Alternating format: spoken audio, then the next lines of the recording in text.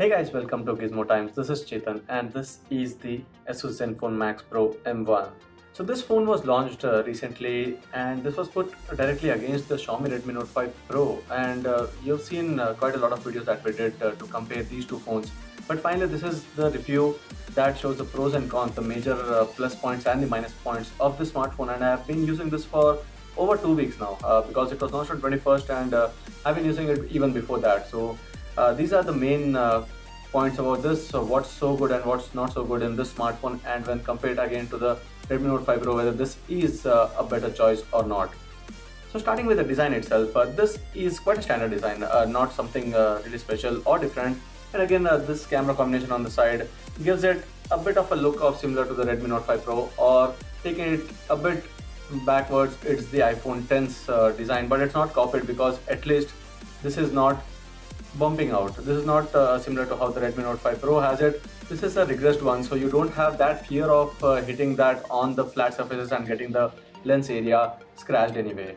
And this is a metal backplate, which is another good advantage. And these two areas on the top and the bottom, these two are still plastic for the antenna or the signal reception. So otherwise this entire back area is a metal backplate. And for the design, everything else is quite standard. There's a micro USB port, the microphones, the speaker towards the bottom, also the headphone jack, everything is placed toward the bottom. And this phone weighs about 180 grams, and for that you shouldn't be really complaining because you're getting a 5000 mAh battery here, which gives it a lot of battery life, and so the weight should be obviously a bit more than what you'd expect usually.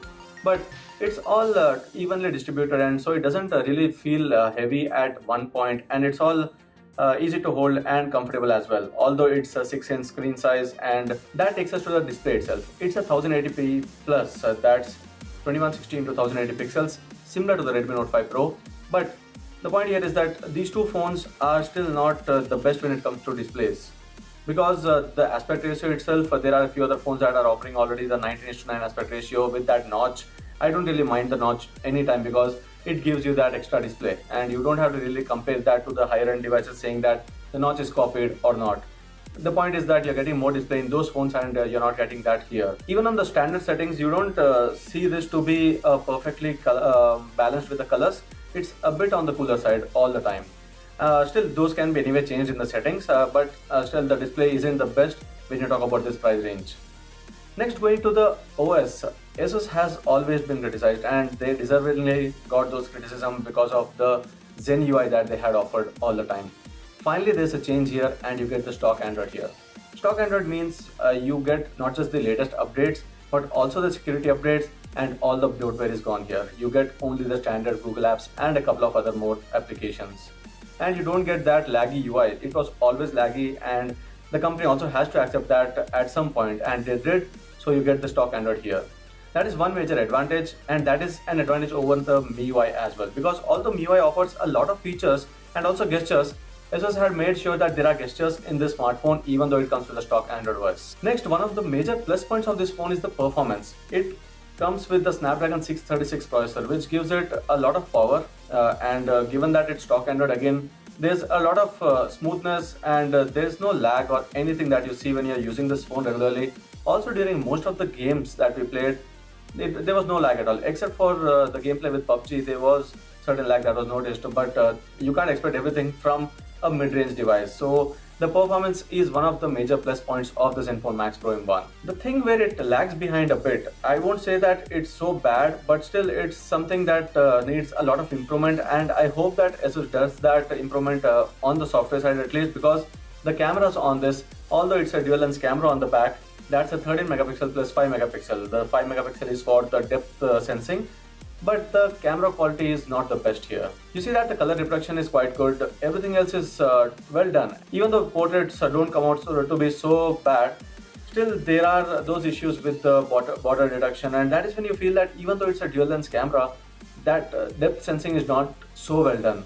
Also, with the camera software itself, if you switch between the front and back cameras, go to the settings, you'll sometimes see the 4K video recording being given for the front-facing camera and the 720p limited recording for the rear-facing camera.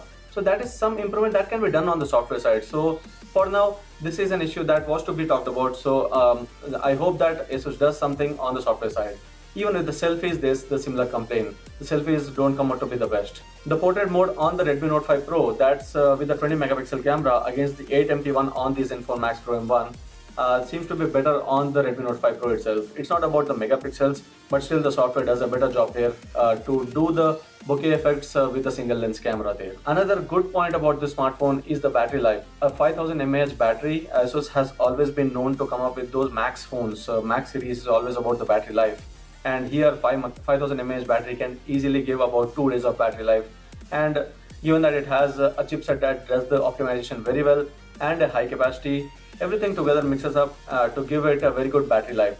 But a thing that I would have expected better is the quick charge support. It does have the QC 2.0 support, but not QC 3.0, which is given on the Xiaomi Redmi Note 5 Pro. We did a video on that to compare and show you whether this phone supports that, and it does not. It still takes the same amount of time that it took with the standard box package charger when we tried to do the charging with the QC 3.0 adapter.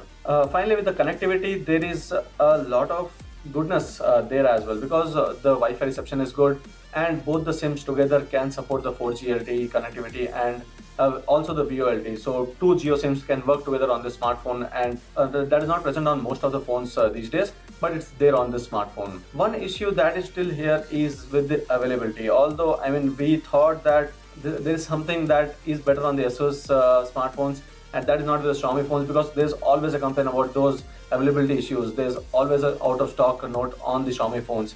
There's no difference here. There was one sale, and within about a few minutes all the phones were sold out, and now you have to wait about a week to get the phone again.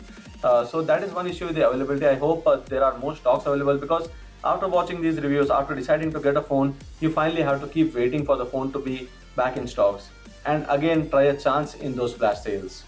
So that is something we had expected ASUS to do better, but they did not. And the final point is about the 6GB RAM variant. This is the 3GB RAM one, and to be totally frank, this phone outperformed the Redmi Note 5 Pro in a few cases with this variant against the 4GB RAM variant of the Redmi Note 5 Pro. But you can still wait for the 6GB RAM one of the ZenFone Max Pro, because it's not just the RAM and storage that are getting better, but also the cameras, because you're getting a 16 megapixel camera on the back alongside the 5MP one, and even on the front there'll be a 16 megapixel camera for selfies. You better wait for the 6GB RAM variant if you're actually going to purchase this one, and anyway are waiting for the flash sales to happen. So this was the review of the ASUS ZenFone Max Pro M1. Most of the points are positive towards this phone, but there are a few drawbacks that you had seen in this video, and I hope you like this video. If you do share and subscribe to Gizmo for more. Thank you for watching, and see you in our next video.